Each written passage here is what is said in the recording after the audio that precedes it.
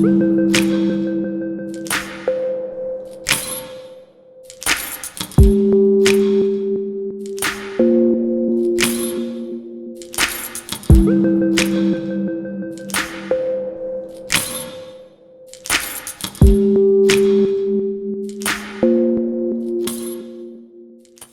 jadi ini adalah Xpander Cross yang paling baru. Jadi dia baru aja mengalami facelift.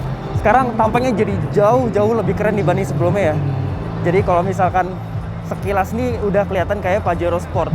Ya dengan harga yang nggak nyampe 600 juta. Atau boleh dibilang setengahnya, dia itu harganya sekitar 330-an juta. Atau naik 9 juta lebih mahal dibandingkan model yang sebelumnya. Nah, kita lihat aja langsung perubahannya apa aja. Worth it nggak sih dengan nambah 9 juta lebih mahal dibanding model sebelumnya? Yuk, langsung kita lihat keseluruhannya.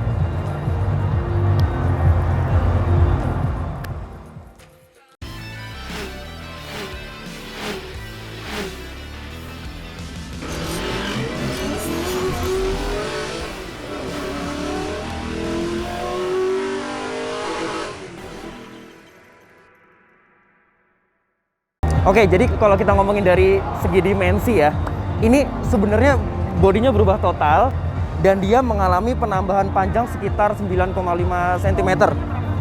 Utamanya karena di bagian depannya sekarang ini jadi jauh lebih mancung dibanding sebelumnya. Ini menurut gue jadi lebih proporsional sih, karena jadi menyesuaikan dengan bodinya yang lebar. Nah ini sekarang, ganteng banget ya. Apalagi sekarang dia pakai warna baru. Mitsubishi nyebutnya green bronze ya. Jadi ini sebenarnya bukan abu-abu tapi malah green. Kalau misalnya kalian lihat di layar, ini bukan abu-abu. Ini jadi warna favoritnya Xpander Cross dan ini harganya 1,5 juta lebih mahal dibanding warna-warna lainnya. Oke, kalau kita lihat di bagian depannya, ini semua udah pakai LED lampunya, baik DRL-nya maupun lampu dekat, lampu jauh. Dan terutama fog lamp-nya. Ini fog lamp-nya dia udah pakai proyektor. Cuma sayang bagian lampu seinnya justru masih halogen. Dan kalau kita lihat ya, di sini udah ada kamera dan di bagian spion juga udah ada kamera, yang berarti mobil ini udah punya 360 degree kamera. Dan yang gue suka ini di Xpander Cross yang baru, ini bagian bumper bawahnya dibikin sewarna sama bodinya, jadi nggak kelihatan terlalu rame gitu ya, dibanding pakai cladding hitam yang terlalu banyak, yang berlebih. Di sini gue suka banget gitu, apalagi menurut gue ini warnanya apa ya, jadi kelihatan senada gitu ya, dengan aksen-aksen sini panel hitamnya, terus habis itu cladding di bagian samping gitu ya, jadi nggak kelihatan terlalu rame ya. Meskipun di sini bentuknya banyak lekukan-lekukan, tapi ya it's okay lah, karena ini emang dibuat ala-ala crossover gitu. Nah, bagian samping perubahan yang paling gue suka ada di bagian claddingnya sini nih, cladding hitamnya. Jadi sekarang udah dibuat lebih senada ya sama desainnya, dan bentuknya juga nggak lebay besarnya gitu. Kalau yang sebelumnya kan kayak gembung banget gitu ya, jadi bannya tuh kelihatan kayak terlalu masuk gitu. Lihat dari samping juga kayaknya kurang proporsional, dan ini sekarang udah jauh lebih proporsional. Apalagi didukung dengan desain peleknya. Ini peleknya masih sama, dimensinya 17 inci kayak sebelumnya, tapi desainnya kita lihat ya, dia warna dual tone-nya tuh agresif tapi dia atraktif gitu ya. Kalau yang sebelumnya kan agresif ya, dual tone, tapi perpaduan antara silver dan hitam tuh kayaknya terlalu rame. Nah, di sini jadi jauh kelihatan lebih atraktif dan tetap elegan. Dan ini kalau teman-teman masih ngerasa kayak ini bannya terlalu tipis ya, ini naik ukuran satu step lebih tebel, kayaknya lebih keren gitu. Nah, terus di sini ini juga rapi ya. Kalau sebelumnya itu kan kayaknya desainnya terlalu berlekuk-lekuk dan bagian silvernya itu nyambung ya sama bagian bawahnya, jadi kelihatan terlalu rame. Nah di sini oke, kesan gagahnya dapat tapi tetap ngasih kesan elegan, masih oke lah. Dan di sini sebenarnya agak kurang nyambung ya, mobil crossover tapi dikasih aksen chrome. Cuma karena aksen chrome cuma di window lining aja, jadi menurut gue masih oke lah. Ini masih justru malah memperlihatkan kesan elegan ya di sini. Dan di bagian, oh ya ini yang tadi gue bilang di awal, ada kamera di spion. Terus roof railnya, nah ini gue juga suka nih. Dia warnanya jadi hitam ya, kelihatan lebih gagah gitu. Nah ini kita lihat bagian, ini remnya masih sama ya, masih tromol di bagian belakang, yang depan cakram. Dan sebenarnya nggak cuma di bagian bodinya aja yang berubah. Ini ternyata ada penyempurnaan di bagian konstruksi suspensinya. Jadi katanya shock breakernya lebih besar dibanding sebelumnya. Jadi seharusnya bikin mobil ini jadi jauh lebih nyaman. Tapi nanti kita lihat pas saat sesi test drive. Oke, ini jadi bagian belakangnya. Ini juga masih berlanjut ya, desain bumpernya yang senada kayak yang di depan. Ya dia masih kelihatan agak-agak rame ya, terutama di bagian sini dikasih aksen-aksen silver ala-ala ada diffusernya gitu. Cuma untungnya karena dia warnanya semi grey ke arah coklat, jadi dia nggak terlalu rame. Makanya pas begitu gue ngeliat Xpander Cross yang ini di warna putih, jadi kelihatannya kayak terlalu rame gitu. Tapi ini pas banget kalau di sini. Dan di sini lampunya juga berubah. Ini lampunya sekarang jadi jauh lebih futuristik, lebih elegan, lebih keren. Ini full LED semuanya sampai ke lampu remnya. Yang lampu mundurnya juga LED, yang halogen cuma lampu shiny aja. Dan termasuk ini ya, lampu plat nomor juga udah LED nih, keren. Di sini juga udah ada kameranya, kamera mundurnya. Terus yang berubah dibandingkan model sebelumnya ada di sini, di mekanisme pembuka pintu bagasinya. Jadi sekarang di sini kalau lihat ini, nah ini sekarang dikasih tombol electrical gitu ya. Jadi kalau sebelumnya itu kan kayak knob biasa. Nah ini cladding hitamnya berlanjut ya sampai sini, keren nih. Dipegang juga jadinya enak. Nah ini bagasinya. Ini masih sama persis dibanding sebelumnya. Dan dia konfigurasi pelipatan jok paling belakangnya 50-50 ya, kanan kiri. Dan ini bisa full rata sama lantai. Cuma itu kayaknya harus dimajuin. Ini sebenarnya full rata lantai. Karena itu belum dimajuin aja. Nah, di sini juga kita lihat masih ada tempat penyimpanan. Dan dia spare tire-nya ada di bagian bawah. Jadi ada di kolong. Spare tire-nya juga kalau nggak salah itu bukan yang full size ya. Jadi dia menghemat ruang. Makanya di sini masih bisa dikasih. Ruang buat storage. Nah, kita kalau ngomongin mesinnya masih sama kayak model sebelumnya. Jadi nggak ada perubahan sama sekali di sektor mesin. Dia masih pakai kapasitas yang sama, 1500 cc, tenaganya sekitar 104 horsepower, dan dia masih berpenggerak roda depan dan transmisinya CVT. Jadi Xpander Cross ini ada dua tipe, Xpander Cross yang manual sama yang premium. Yang premium ini yang CVT. Oke, kalau gitu kita langsung lihat ke dalamnya aja. Kita lihat seberapa banyak fitur yang bertambah di mobil ini. Yuk.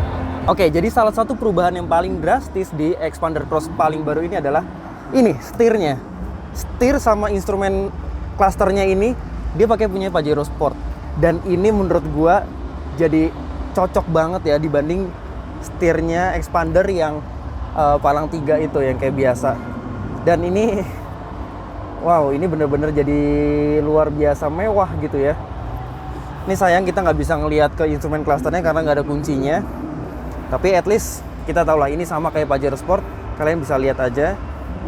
Dan menurut gue sih perbedaan harga 9 juta itu worth it banget ya. Karena ini setirnya sendiri aja. Kalau biasanya kan orang-orang yang pakai Xpander sering tuh kalau kalian lihat banyak yang pada ganti setir Pajero Sport. Dan ini udah dikasih gitu. Dan harganya kurang lebih sekitar 9 juta, 10 jutaan. Dan ya, ini kita udah dapat lebih banyak fiturnya dibanding cuma setir dan instrumen cluster. Terus perubahan lainnya adalah ini, sekarang kita dapat wireless charger salah satunya. Jadi kita tinggal taruh HP aja di sini, udah bisa ngecharge. Sistem audionya dia udah bisa Apple CarPlay sama Android Auto, cuma kayaknya masih pakai kabel ya, belum bisa wireless. Dan ini desain dashboardnya di sini masih hard plastik. Tapi bagusnya di sini dia udah dikasih lapisan synthetic leather nih. Yang di sini ada jahitannya dan di sini juga synthetic leather juga. Tapi di sini nggak ada jahitannya. Di sini ada panel ala-ala karbon gitu. Terus ya ini bagus ya. Jadi desainnya simple tapi keren gitu. Di sini dikasih panel ala-ala silver gitu. Berlanjut juga di bagian tengahnya sini. Gue suka banget desainnya. Dia nggak kelihatan yang terlalu rame tapi tetap kesan gagah dan modern serta elegannya juga dapat. Terus di sini kalau kita lihat di bagian setirnya, ini tombol-tombolnya penuh banget ya semuanya. Karena di sini ada cruise control, di sini ada tombol untuk teleponi, di sini ada tombol-tombol untuk ngatur audio. Ini bukan audio, ini yang audio yang di bawah, yang atas ini untuk ngatur instrumen cluster, kalau nggak salah, instrumen cluster atau bagian head unitnya. Dan di sini, ini udah pakai start stop engine button, udah ada traction controlnya juga. Tapi ada satu fitur yang malah nggak ada di sini, yang sebelumnya ada, yaitu idling start stopnya. Jadi malah dihilangin gitu ya. Ya tapi itu oke lah, nggak terlalu mengganggu. Dan di sini kalau kita lihat AC-nya udah full digital, single zone, dan di sini juga pengaturannya pakai tombol mechanical gini. Gue lebih suka begini sih. Jadi kita sambil nyetir nggak perlu lihat-lihat lagi. Untuk naik turunin suhu juga nggak usah perlu ngeliat ke layar. Terus di sini udah dikasih slot untuk USB. Nah di sini ini juga sekarang sistem pengeremannya udah pakai electric parking brake. Jadi udah bukan pakai handbrake yang biasa lagi dan udah ada auto hold-nya. Cuma ya ini transmisinya masih sama kayak sebelumnya, CVT, belum ada Tiptronic-nya. Ini juga lampu belum auto ya. Oke, lampunya juga belum auto, wiper juga belum auto. Terus ini storage-nya di sini ada 2 cup holder. Di kanan kiri sini juga ada masih, tapi ini kecil banget. Dan di sini lumayan luas gitu ya. Nah, joknya sendiri. Joknya ini bukan kulit asli ya, ini synthetic leather. Dan warnanya itu gabungan antara biru navy sama hitam. Jadi bagian birunya ini agak-agak nyaru ya. Bagian birunya itu ada di samping dan bagian hitamnya itu di tengah. Jadi bagian birunya ini sama kayak di bagian dashboard, sama di bagian pintu. Nah, di bagian pintu ini juga plastik keras semuanya. Tapi dikasih panel empuk di sini. Dan di bagian handrestnya. Nah, ini enak nih posisi mengemudinya. Karena di sini ada handrest kanan kiri. Yang kalau nggak salah di tipe expander biasa itu karena dia masih pakai handbrake manual, jadi di sini nggak ada namanya handrest tuh. Joknya belum elektrik, masih manual, tapi di sini ada pengatur ketinggiannya dan modelnya knob putar gitu ya.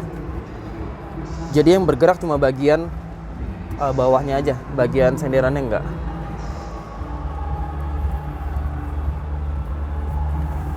Bagian setirnya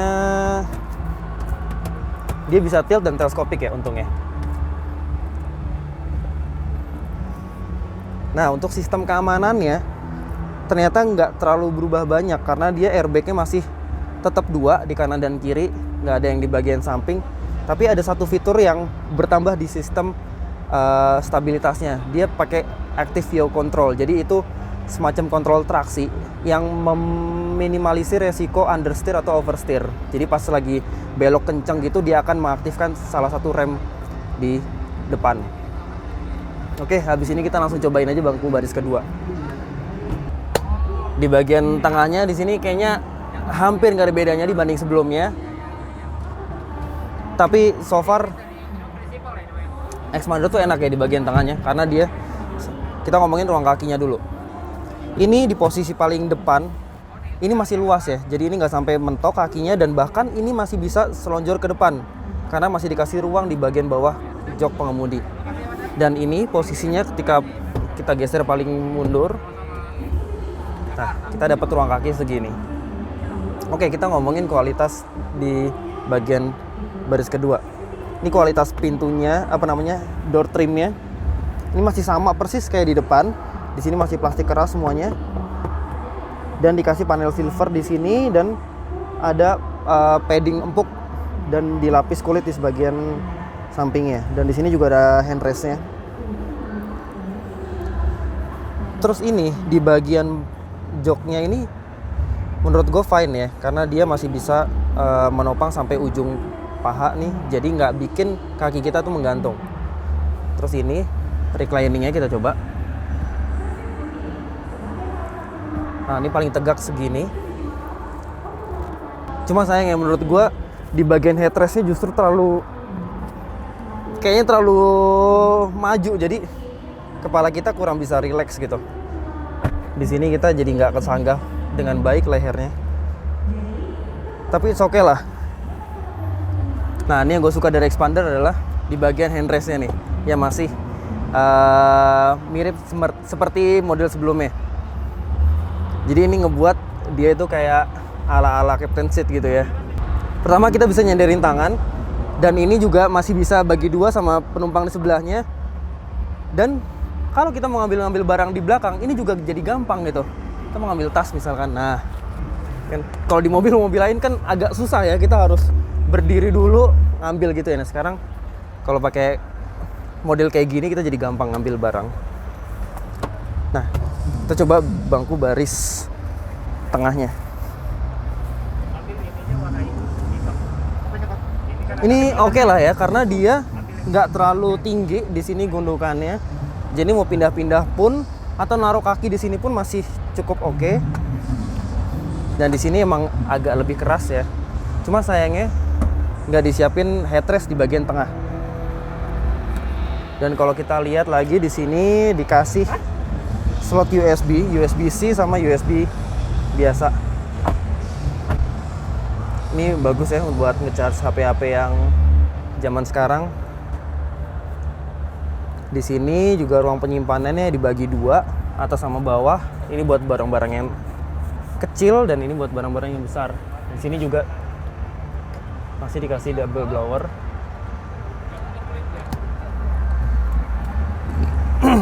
Isofix juga udah lengkap ya di sini, teman-teman.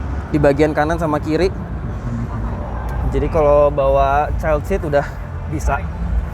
Dan habis ini kita coba di bagian bangku baris ketiganya. Dan ini mekanisme pelipatan bangkunya one touch tumble. Jadi sekali kita tarik, ini udah bisa langsung mental ke depan. Nah, oke, kita cobain bangku baris ketiganya ya. Ini posisi paling mundurnya ya. Nah, kita lihat ini masih bisa disenderin atau masih bisa ada ruang kaki atau enggak.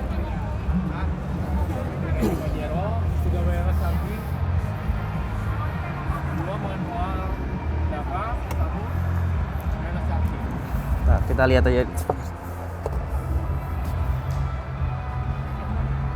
Jadi ini hampir nggak bisa duduk ya, karena ini bener-bener mentok. Jadi emang harus sedikit dimajuin. Nah, ini kita lihat kalau paling maju seberapa. Nah, ini cukup proper sih di bagian bangku baris ketiganya, karena ruang kakinya masih tersisa cukup banyak. Asalkan dia nggak sampai terlalu nyender ya. Nah, segini masih oke. Dan ini kaki kita juga masih bisa masuk ke kolong. Jadi ini nambah ruang kaki juga. Nah, terus kita cobain sandarannya. Oke, ternyata ini masih bisa dibuat lebih rebah lagi.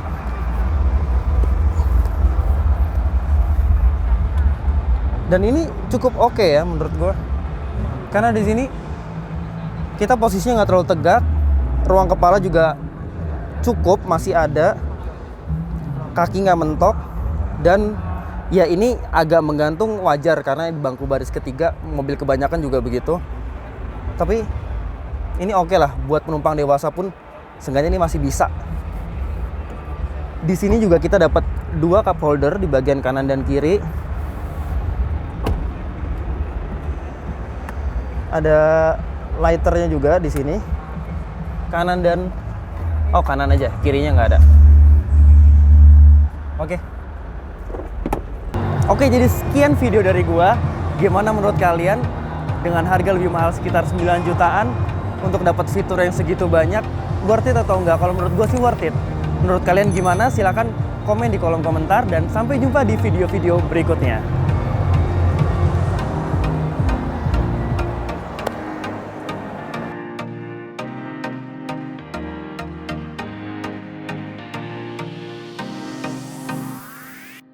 Mobil 1, 2, 3